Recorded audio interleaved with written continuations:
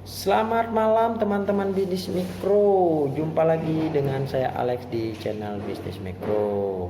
Pertama kali saya ucapkan selamat bergabung ke channel Bisnis Mikro. Selamat datang di channel Bisnis Mikro.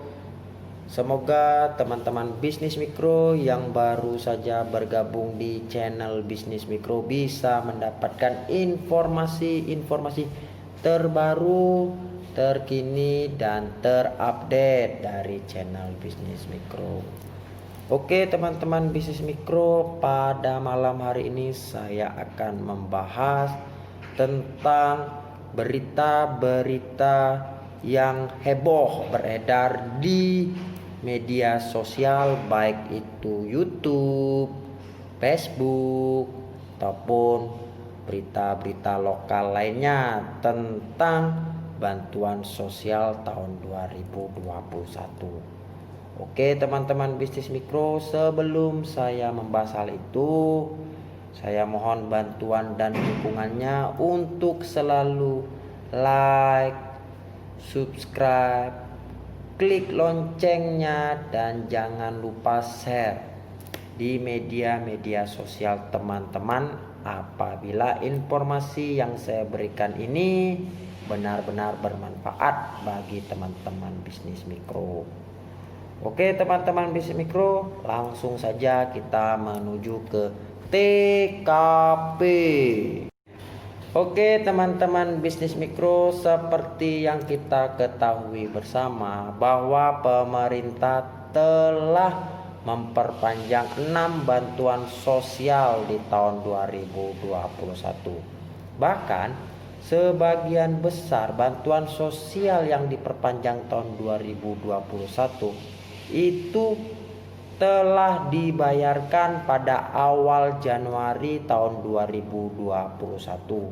Nah, lebih tepatnya mulai dari tanggal 5 sampai dengan tanggal 10 Januari 2021. Dan kemungkinan akan meluncur kembali sisanya ya, bantuan sisanya yang belum dicairkan teman-teman bisnis mikro.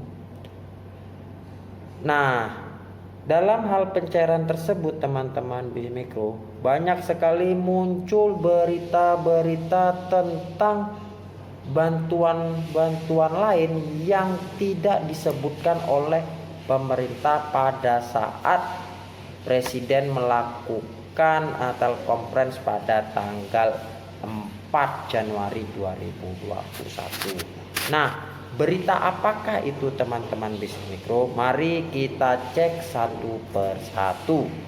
Oke teman-teman bisnis mikro, berita yang pertama itu tentang ibu rumah tangga yang mendapat bantuan 300.000 per kakak. Nah teman-teman bisnis mikro, ini banyak sekali beredar di Facebook ya, baik itu YouTube-nya maupun portalnya yang menyatakan bahwa ibu rumah tangga itu mendapatkan bantuan 300.000 per kakak. Sebenarnya teman-teman bisnis mikro, itu bantuan 300.000 per kakak ini itu sebenarnya bantuan sosial tunai teman-teman bisnis mikro ya, bukan bantuan yang baru ya teman-teman bisnis mikro ya.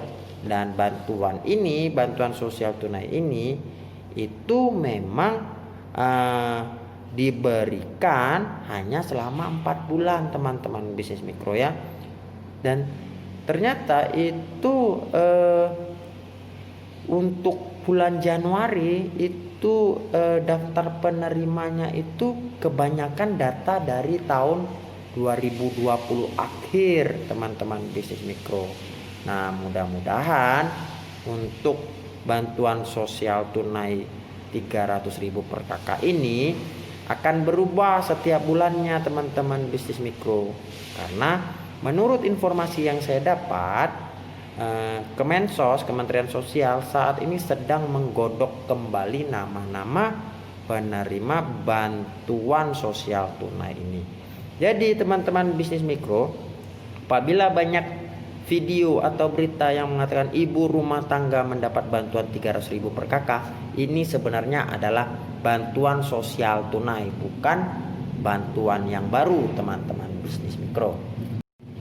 Berikutnya teman-teman bisnis mikro, ada yang mengatakan bahwa pemegang kartu KIS atau BPJS Kesehatan itu mendapat bantuan Rp1.200.000. Sebenarnya teman-teman bisnis mikro ya, untuk kartu KIS dan BPJS Kesehatan itu adalah kartu yang hanya bisa digunakan untuk mengecek apakah mendapatkan bantuan sosial atau tidak. Terlebih bantuan sosial tunai teman-teman bisnis mikro ya. Nah, jadi teman-teman bisnis mikro untuk mengecek di dtks.kemensos ya, itu harus menggunakan 3 ya teman-teman bisnis mikro. Yang pertama bisa menggunakan NIK, nomor induk kependudukan.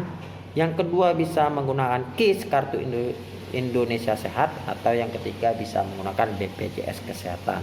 Nah, pertanyaannya, dari mana hitungan 1.200.000?